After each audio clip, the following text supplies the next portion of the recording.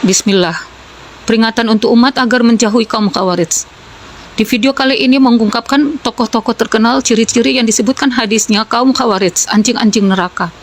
Bukan asal menuduh, gibah dan fitnah tanpa dalil, tanpa bukti yang nyata dan jelas. Seperti apa yang mereka lakukan.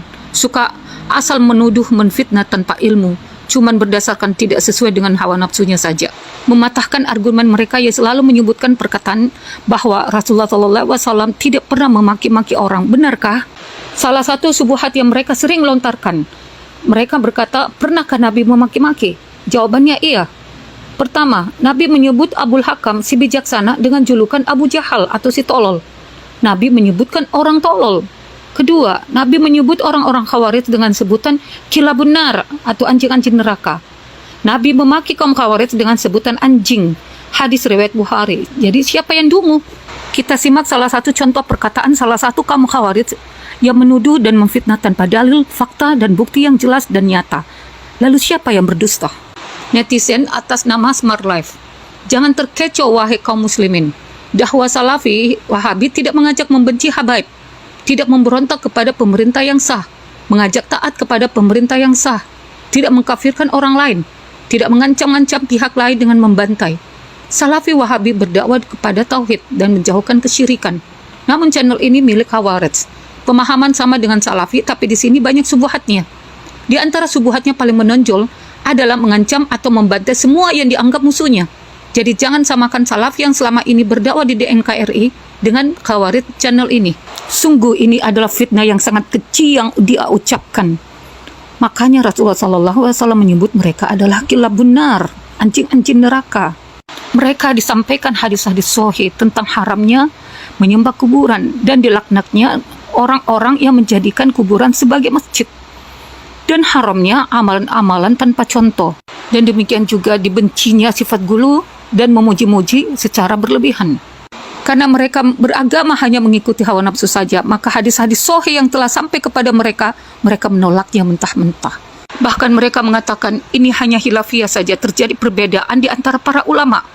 Padahal 4 imam besar mazhab berkata, jika sampai kepada kalian hadis sahih yang menyelisihi pendapatku, maka ambillah hadis itu dan buanglah pendapatku, karena pasti pendapatku yang salah. Mereka berkata, janganlah kalian taklid kepadaku, tetapi taklidlah kalian kepada kebenaran.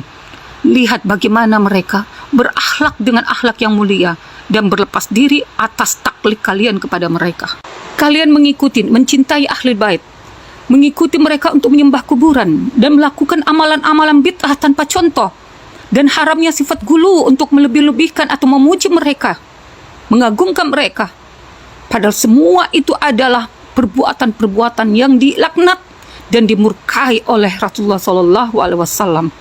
Namun karena hawa nafsu kalian lebih besar, malah kalian memfitnah dengan perkataan yang keji kepada mukmin yang menyampaikan kebenaran ini dengan tuduhan Khawarij, Dajjal, dan penyebar hoax. Na'udzubillah. Dan semua tuduhan kalian itu tanpa dalil, tanpa bukti dan fakta yang jelas dan nyata. Padahal tidak ada satupun dalil sahih yang mengatakan untuk mengikuti dan mencintai Ahlul Bait. Yang ada hadis-hadis sahihnya mengikuti pemahaman Khulafaur Rasyidin. Kaum Khawarij ini sangat membenci Khulafaur Rasyidin yang sudah dijamin surga.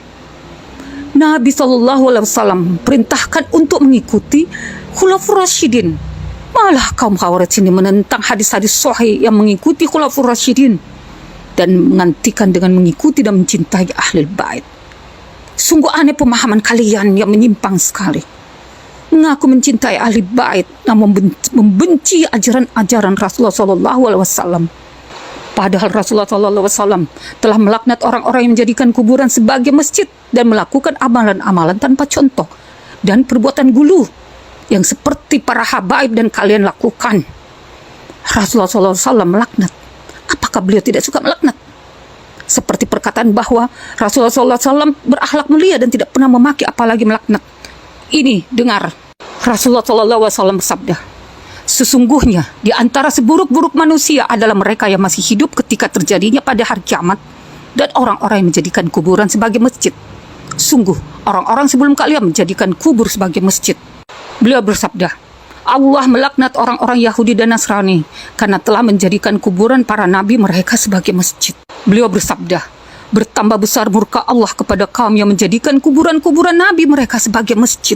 Beliau SAW bersabda lagi, mereka itu adalah suatu kaum, apabila ada orang yang soleh atau seorang hamba yang soleh meninggal di antara mereka, mereka bangun di atasnya kuburan sebagai tempat ibadah dan mereka buat di dalam tempat itu rupa-rupa atau gambar-gambar. Mereka itulah makhluk yang paling buruk di hadapan Allah pada hari kiamat. Beliau SAW juga bersabda, laknat Allah atas Yahudi dan Nasrani. Mereka telah menjadikan kubur-kubur nabi mereka sebagai tempat ibadah. Ketahuilah bahwa sesungguhnya umat-umat sebelum kamu telah menjadikan kuburan nabi-nabi mereka sebagai tempat ibadah. Tetapi janganlah kamu sekalian menjadikan kuburan sebagai tempat ibadah, karena aku benar-benar melarang kamu melakukan perbuatan itu. Hadis sahih. Jadi apa benar beliau Rasulullah SAW tidak melaknat dan memaki penyembah kuburan sebagai makhluk yang paling buruk? Dan bahkan Allah Ta'ala sendiri melaknat dan beliau pun ikut melaknat. Lalu kalian mengatakan tidak boleh membenci ahli bait. Lalu perkataan siapa yang pantas untuk diikuti dan menjadi hujah yang kuat? Melaknat penyembah kuburan atau malah tetap menghormati mereka dan tidak membenci perbuatan mereka, yang mana mereka sudah menyebarkan pemahaman ini cuma khilafiyah kepada seluruh umat.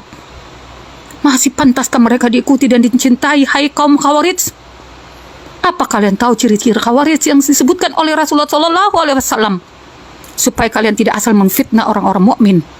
Sungguh dosa besar lebih besar daripada membunuh orang-orang yang memfitnah mukmin. Kalian sudah pasti akan dimintai pertanggungjawaban. Kalian pikir laknat Allah Ta'ala dan Rasulnya hanya berlaku kepada kaum Yahudi dan Nasrani? Kalau begitu pemahaman kalian itu sangat dangkal dan bodoh sekali. Jadi memang percuma kalian diingatkan. Tapi saya hanya akan memberikan pemahaman kepada umat agar mereka lebih cerdas dan cermat untuk mengetahui siapakah tokoh-tokoh yang disebutkan kaum Khawarij itu atau neo-Khawarij. Maaf untuk netizen yang mendukung channel ini, bedakan suara kasarku untuk kaum Khawarij dan suaraku yang biasa untuk umat Islam yang bersih dari ciri-ciri Khawarij. Alasan saya berkata kasar kepada kaum Khawarij ini yang lebih dimurkai Allah Ta'ala dan Rasulnya daripada orang-orang kafir sendiri, karena mereka membawakan ayat-ayat untuk menyerang orang-orang beriman agar mereka masih dikatakan sebagai muslim, padahal mereka lebih buruk dan lebih jelek daripada orang-orang kafir sendiri. Quran Surat Al-Fat ayat 29, Muhammad adalah utusan Allah dan orang-orang yang bersama dengan dia bersikap keras terhadap orang-orang kafir, tetapi berkasih sayang sesama mereka. Kamu melihat mereka ruku dan sujud mencari karunia Allah dan keridhaan-Nya. Umat Islam wajib mengenal siapa musuhnya dan ciri-ciri mereka dan bentuk-bentuk perkataan mereka. Ciri-ciri yang menonjol kaum Khawarij adalah menolak hadis-hadis sahih dan lebih mengutamakan hadis-hadis dhaif dan khilafiyah, perbedaan pendapat para imam mazhab. Prinsip mereka, perkataan imam lebih tinggi daripada perkataan Allah Ta'ala dan Rasulnya SAW. Itu karena mereka beragama dengan mengikuti hawa nafsu saja. Na'udzubillah. Sesatnya kelompok Khawarij. Rasulullah SAW bersabda, sesungguhnya akan keluar dari orang ini suatu kaum yang membaca Al-Quran yang tidak melampaui tenggorokan mereka. Mereka lepas dari agama seperti lepasnya anak panah dari buruannya. Hadis riwayat Bukhari 4351 dan Muslim 1064. Siapa mujahid itu? Syekhul Islam Ibnu Taimiyah rahimahullah berkata, orang yang membantah pelaku bid'ah adalah mujahid. Peringatan tentang berbagai kebatilan, menjelaskan kondisi para pelakunya, dan mentahzir mereka bukan termasuk gibah. Hukum menggibahi ahlul bid'ah. Imam Ahmad rahimahullah berkata, tidak ada istilah gibah untuk membantah ahlul bid'ah. Berhati-hatilah terhadap bid'ah. Rasulullah SAW bersabda, berhati-hatilah kalian terhadap perkara baru karena setiap perkara baru itu adalah bid'ah. Sedang bid'ah adalah sesat. Tidak semua orang yang menyampaikan hadis atau suatu ilmu layak diterima. Imam Ibnu Sirin mengatakan, sesungguhnya ilmu atau hadis ini adalah agama, maka lihatlah dari mana kalian mengambil agama kalian. Pemisah Ahlussunnah dan Ahlul Bid'ah. Perangi mereka, kaum teroris Khawarij. Rasulullah SAW bersabda, maka jika kalian mendapati mereka, kaum Khawarij, perangilah mereka, karena sesungguhnya orang-orang yang memerangi mereka akan mendapat pahala di sisi Allah Ta'ala pada hari kiamat. Teroris atau Khawarij, mereka adalah anjing-anjing neraka. Rasulullah SAW bersabda, anjing-anjing neraka adalah sejelek-jelek mayat yang ada di bawah kolong langit. Adapun sebaik-baik mayat yang terbunuh adalah orang-orang yang dibunuh mereka.